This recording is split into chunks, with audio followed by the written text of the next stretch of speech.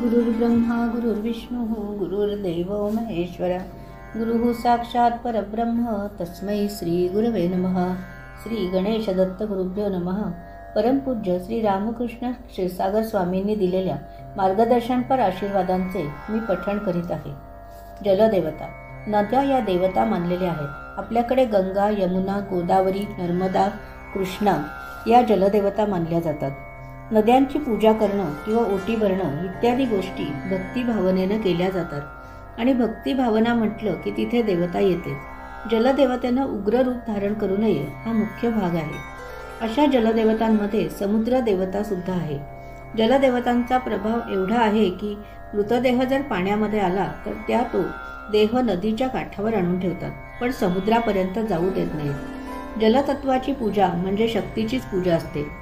या नद्यांची विश्वासाने श्रद्धा ठेवून जो परिक्रमा करेल, आचार सांभाळेल व पूजन करेल त्याला या नद्या प्रत्यक्ष दर्शन देत असतात। जे श्रेष्ठ पुण्यवान पुरुष असतील अशांनाच असे श्रेष्ठ दर्शन होते।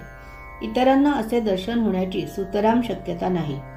या जलदेवतांचे वैशिष्ट्य म्हणजे दर्शनाचे वेळी त्यांच्या कमरेच्या वरचा भागच फक्त पाण्याचे वर असतो। त्या जलस्वरूपात असल्यानेच पाण्याच्या बाहेर येऊन कधीही दर्शन देत नसतात। प्रयाग येथे गंगा, यमुना, सरस्वती या 3 शक्ती स्वरूप जलदेवतांचा संगम आहे, म्हणून तेथे अधिकाधिक शक्ती तर आहेत, शिवाय ते तीर्थ स्वरूप आहे। तीर्थ म्हणजे पवित्र।